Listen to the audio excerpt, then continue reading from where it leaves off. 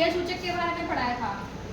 गंधीय सूचक यानी ऐसे सूचक जिनकी अम्ल और अक्षार में क्या हो जाती है, गंध बदल जाती है, उन्हें हम क्या कहते हैं, गंधीय सूचक। तो ऐसे ही हम क्या करते हैं, प्याज ले लेते हैं, ये प्याज है, इसको हमने क्या किया था, बारीक बारीक कट कर लिया था और एक सूती कपड़े में बांध के ओवरनाइट फ्रिज में रख दिया। ठीक है, अब नेक्स्ट डे हमने क्या किया, फ्रिज से इसको निकाला और इसमें से प्याज को अलग कर लिया और इस कपड़े को हमने क्या करा, जिसके अंदर इसको बांधा हुआ था उसको अलग कर लिया। अब इस कपड़े का इस्तेमाल हम किस में करने वाले हैं, गंधीय सूचक की तरह करने वाले हैं। इसको स्मेल करेंगे तो स्मेल करने पर आपको इसमें से प्याज की खुशबू आएगी। करके देखिए एक बार, सुन के देखो, मतलब सभी को पता है प्याज की खुशबू, सभी को पता है। अब क्या करेंगे हम, इस जो कपड़ा हमने लिया है इसके ऊपर थोड़ा सा क्या डालेंगे, अमल।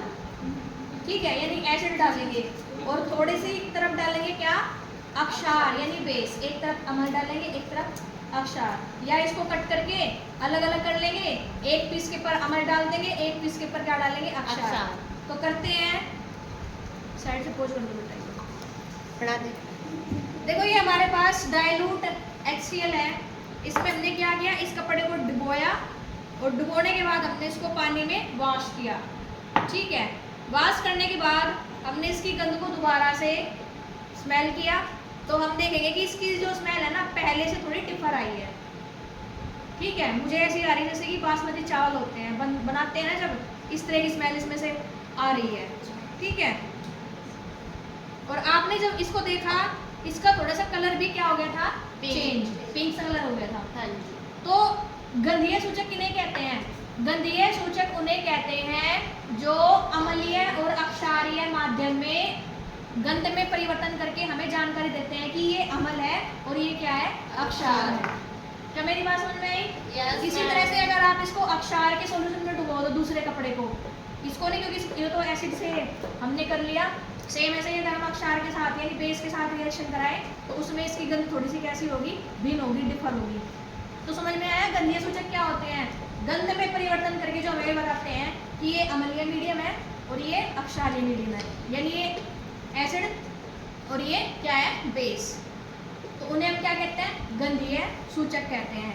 इसके लिए हमने और भी कुछ पढ़ा था, क्या पढ़ा था, लौंग के तेल का इस्तेमाल किया था।